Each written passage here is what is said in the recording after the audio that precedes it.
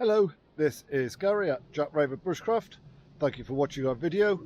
This week I'm going to talk a little around blackthorn and hawthorn.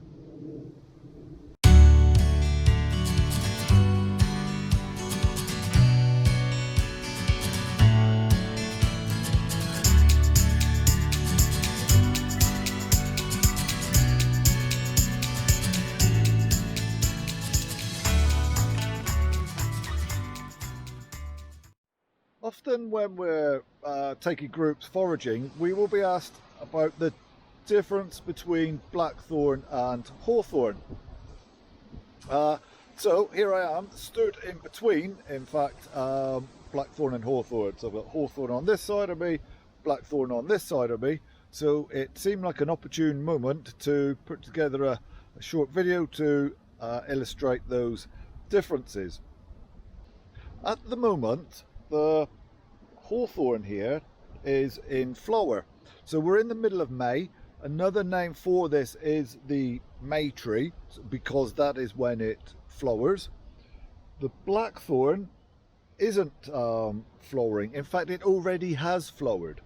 So blackthorn is prunus, so in there with plums, cherries, and of course typically these species flower before they leaf. So if we think about cherry blossom heralding the onset of spring, blackthorn does the same thing. So the flowers come out before the leaves. With hawthorn, the leaves come out first and then the flowers come out a little later. So at this time of year, that's a fairly good indicator. Once these flowers have disappeared in a few weeks' time, then of course we're not going to be able to use that to give us our guidance.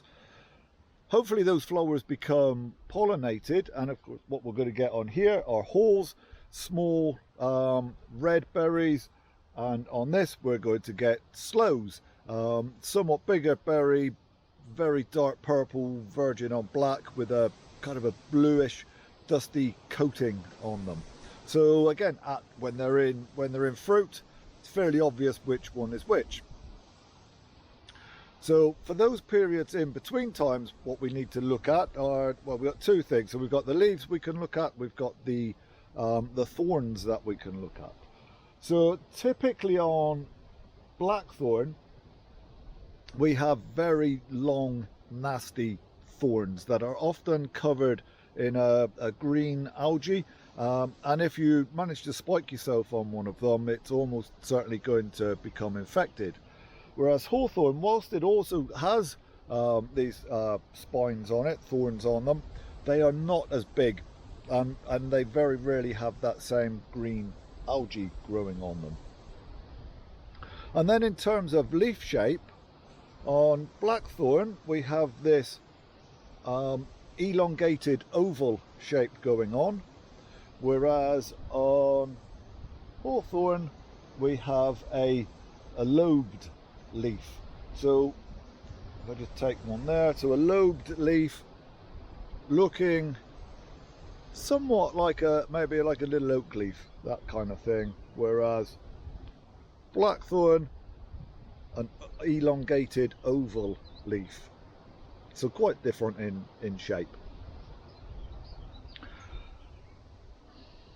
So hopefully those few pointers are going to prove useful to you in your bushcraft or foraging adventures. I will try to get some more content out next week. You can make sure you don't miss out on that. You could subscribe to either our blog or our YouTube channel, either of which are Jack Raven Bushcraft. Until then, take care.